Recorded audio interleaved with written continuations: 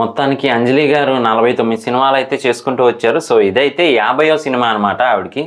So ప్రతి ఒక్కరికి కూడా అంటే యాక్టర్స్ పరంగా 50th ఫిలిం లేదంటే 100th ఫిలిము 75th ఫిలిం ఇలా గుర్తుండిపోతూ ఉంటుంది. మరి ఈవిడికైతే మాత్రం ఈవిడ కెరియర్లో ఒక మంచి హిట్గా నిలిచిన గీతాంజలినే మళ్ళీ రీమేక్ చేస్తూ ఉన్నారు. రీమేక్ కాదు, సీక్వెల్ చేస్తూ ఉన్నారు. సో మరి చూడడానికైతే మాత్రం చాలా ఇంట్రెస్టింగ్గా ఉంది ట్రైలరు. మనకి ఫస్ట్ అయితే హర్రర్ని చూపించారు, తర్వాత కామెడీగా తీసుకెళ్లారు, మళ్ళీ లాస్ట్లో అయితే మాత్రం బ్యాక్గ్రౌండ్ స్టోరీ ఏదైతే ఉందో ఆ స్టోరీని రివీల్ చేసేలా అయితే పెట్టారనమాట. సో మనకి తెలుస్తూనే ఉంది ట్రైలర్ని బట్టి, మూవీలో ఫస్ట్ అంతా కూడా మనకు కొంచెం హర్రరు కామెడీ చూపించి సెకండ్ హాఫ్ వచ్చేపాటికి ఒక మంచి ఎమోషనల్ బాండింగ్ ఉండే స్టోరీని అయితే రివీల్ చేస్తారు అని చెప్పి. కాకపోతే ఈ ఇంటికి ఇంతకుముందు గీతాంజలి స్టోరీలో ఏదైతే జరిగిందో ఆ స్టోరీకి ఏంటి లింకు అనేది మాత్రం మనకి అక్కడక్కడ చిన్నగా చూపిస్తూ వదులుతున్నారనమాట. సో మరి ఇంతకుముందు వీళ్ళ సిస్టర్ చనిపోవటము, ఆ తర్వాత అయితే మరి ఈవిడ హైదరాబాద్ రావటం ఇదంతా జరుగుతూ వచ్చింది. మరి ఇప్పుడు ఏమవుతుంది ఏంటి అనేది చాలా డిఫరెంట్గా చూపించారు. అందులోనూ మన శ్రీనివాస్ రెడ్డి గారేమో తెలిసిందే కదా, మూవీ డైరెక్షన్ ఛాన్సుల కోసం అప్పుడు తిరుగుతూ ఉంటారు ఫస్ట్ పార్ట్లో. సో ఇందులో మరి ఆల్రెడీ అంజలి గారిని పెట్టే మూవీ అయితే ప్లాన్ చేశారనమాట. ఇందులో సునీల్ గారు కూడా చాలా బాగున్నారని చెప్పొచ్చు. అంటే ఇంతకుముందు వింటేజ్ లుక్లో ఉండేవారు కదా, మనకి పాత సినిమాల్లో కొంచెం ఓల్డ్ సినిమాల్లో ఆయన కమెడియన్గా ఉన్నప్పుడు చాలా బాగా నవ్వించేవారు. సో లుక్ చూడడానికి కూడా అలాగే ఉందయింది.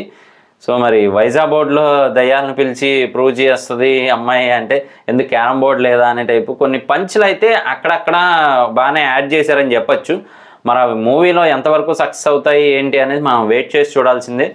అది కాకుండా కోన వెంకట్ గారి మూవీస్ అంటే కొంచెం డిఫరెంట్గా అయితే ఉంటాయి, రెగ్యులర్ జోనర్కి కొంచెం డిఫరెంట్గా ఎక్కడో అందరికీ కనెక్ట్ అయ్యేలా అయితే ప్లాన్ చేస్తూ ఉంటారు. మరి ఈ మూవీ కూడా అలాగే తీసినట్టయితే తెలుస్తుంది. ఆ సెంటిమెంట్ ఏంటి, అలాగే ఆవిడ అంజలి గారు భరతనాట్యం డ్రెస్లో ఉండి, అదే క్లాసికల్ డ్రెస్లో ఉండి ఎవరినో కొడుతున్నట్టయితే ఉందన్నమాట. సో మరి ఆ స్టోరీ వెనక ఏం జరిగింది ఏంటి అనేది మనం చూడాల్సిందే. మూవీ అలా అయితే చూపించారు ట్రైలర్లో.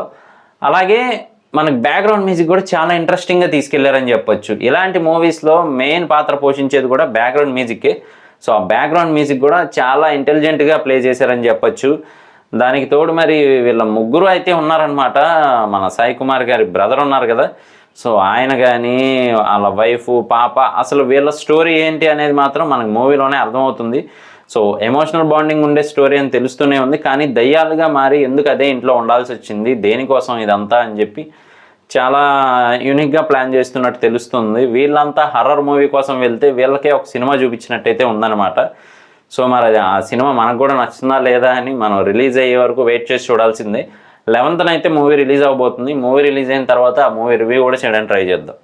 సో మిస్ అవ్వకుండా ఉండాలంటే మన ఛానల్ వెంటనే సబ్స్క్రైబ్ చేసుకోండి. నేను మీ ప్రసాద్, మళ్ళీ నెక్స్ట్ వీడియోలో కలుస్తాను. Love you all.